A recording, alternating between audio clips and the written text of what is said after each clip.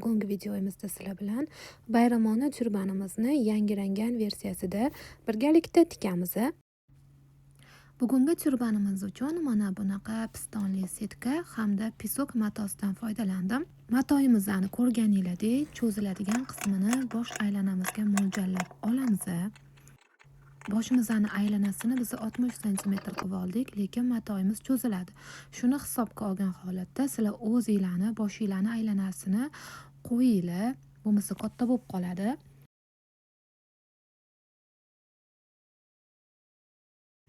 Pisok matoyimiz ham ostatka material, ostatka bo'lgani uchun uni o'rtasiga chok tushyapti.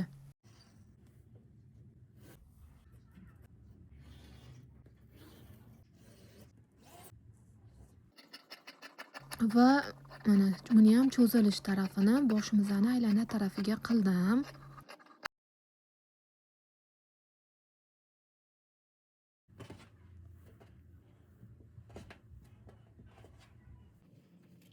Endi buni ortiqchasini yana to'g'irlab, peshona qismimizga tikish uchun 10 cm ga bor kengligini oldim. Demak, 10 cm ga bor kengligimiz 38 bo'ldi, lekin 35 norma. Maksimalni 38. Birinchi bo'lib pisok matoyimizni bir-biriga ulab olamiz.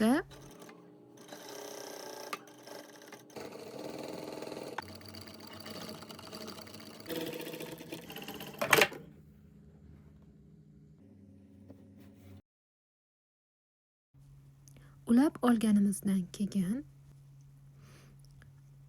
mana bu pistonli matoyimizni sentrini topishimiz kerak. Buning uchun materialimizni shu turishida to'rga buklaymiz va buklov qismidagi mana bu ikkita qismiga nasechka berib olamiz. Nasechkamizni ustidan mashinada chok berib olamiz.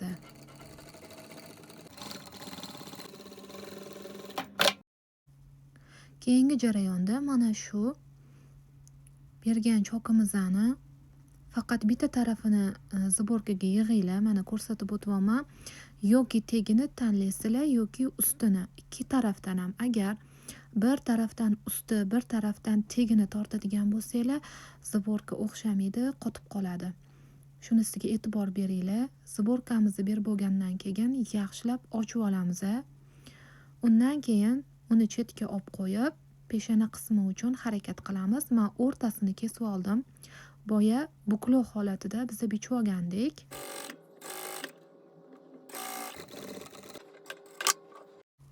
Peshona qismidagi bo'lagimizni ikkinchisini ham xuddi birinchisidek qilib tikib olamiz.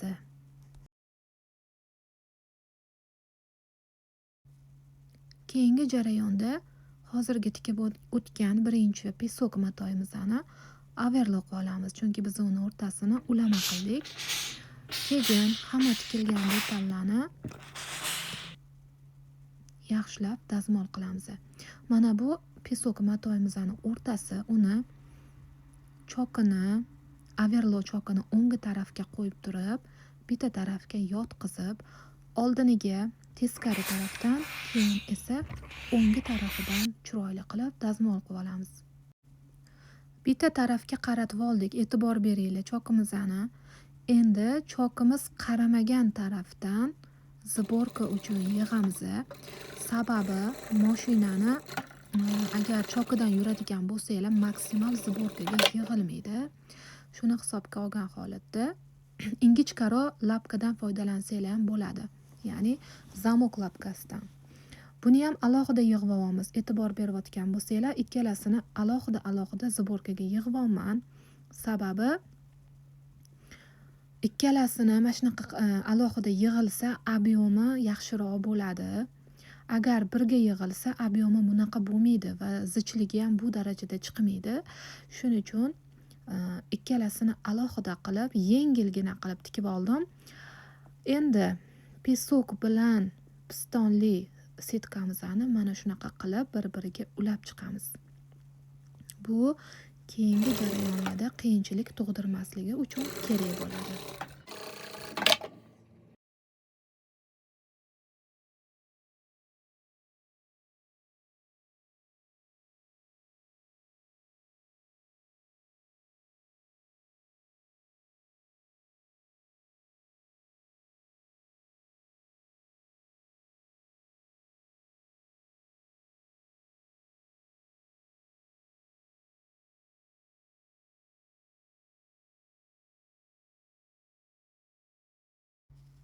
Bu bo'laklarimizni chiroyli qilib tikib olganimizdan keyin overlock qilamiz. Mana shu qismini bir-biriga ulangan joyini overlockda tikib olamiz.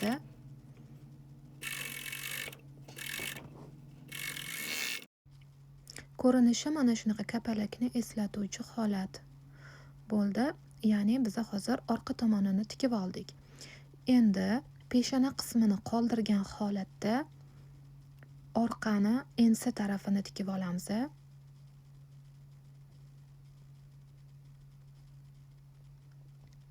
Mana ko'rib turganingizdek, faqatgina peshona qismi qoldi. Orqa hamda ensa taraflarini tikib oldik chiroyli qilib.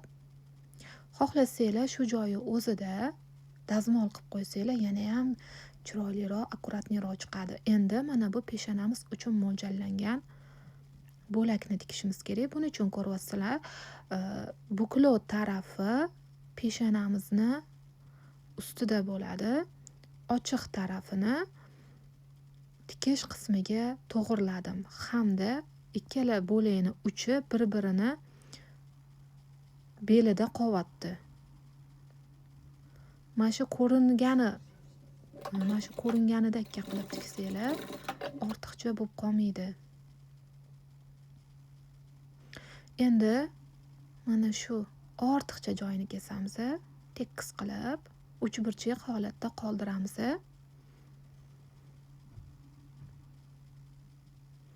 Bu bizani sentrimiz bo'ladi. Endi teg tarafidan boshimizni aylanasini qo'yib olishimiz kerak. Bizda ko'ryapsizlar 31 sm, 32 sm turibdi. 32 sm biz 2 sm-ni bosh tarafini tugash qismini sal qiyaroq qilib tikdik. Ya'ni boshi sag'al quchoqlab turishi uchun. Shu maqsadda orqani men bo'lgan edim. Buklovda emas, bo'lgan holatda shuni maqsad qilib kesgan edim. Sizlar o'zinglarni bosh aylaninglarni qo'yinglar, tag'in ertaga menga kichkina bo'lib qoldi yoki katta bo'lib qoldi demaslik uchun. Agar umumiyda ishlab chiqarishga qiladigan bo'lsanglar, mana shu orqa bo'lagini ichiga rezinka qo'yib yuboringlar. O'shanda ishlab chiqarishda har qanaqa standart boshga to'g'ri keladi. Demak, sentrlarimizni mana bu sentrlarga bulavka yordamida qotirib olamiz. Oldi hamda orqani. Keyin mashinada keltirib tikib olamiz.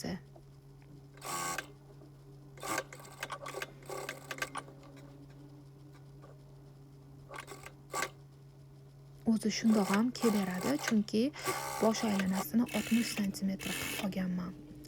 Keyingi jarayonda overlock qilyapman.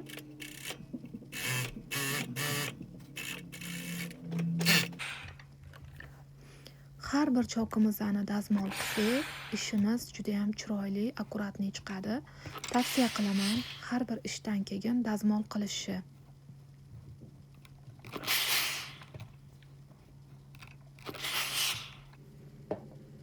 Endi navbat bezatishga.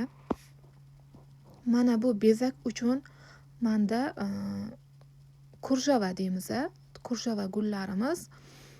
Ular ham ostatka. Hozir men orqa tarafini ziborkasini qilib olaman.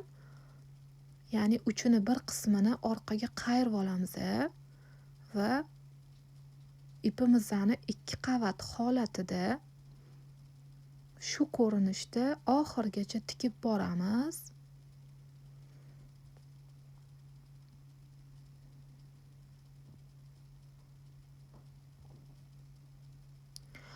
Oxiriga borganda boyga qayirgan qismimizni xohlasanglar shundoq qoldiringlar, lekin men o'sha qismini o'zini qo'shib tikib oldim. Chunki shapkaga o'xshab dumaloq holatda bo'lishi uchun.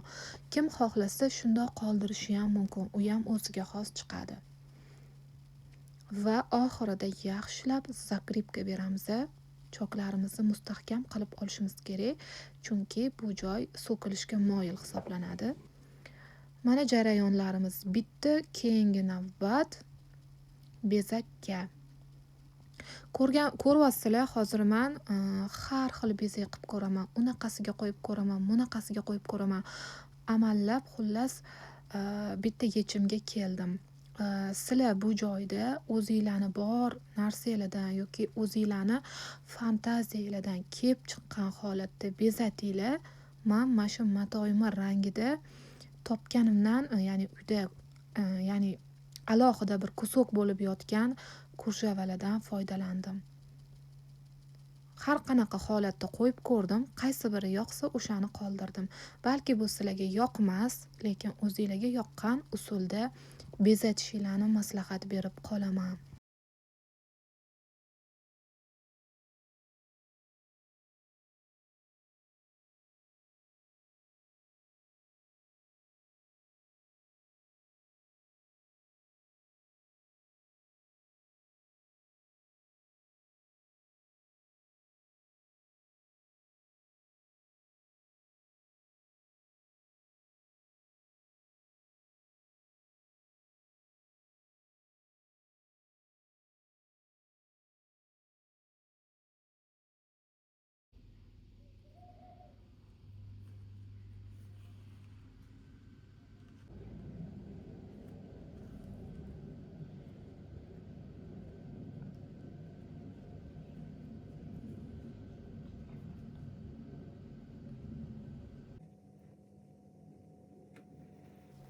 Mana churbanimiz nihoyat tayyor bo'ldi. Manekenda bu. Hijobsiz qizlarimiz uchun ham tushini ko'rsatib berish uchun sochli holatda ko'rsatdim va hijobli qizlarimiz uchun ham to'g'ri kelishini mana shu videoda ko'rsatishga harakat qildim. Kanalimga obuna bo'linglar. Ko'rganingiz uchun rahmat.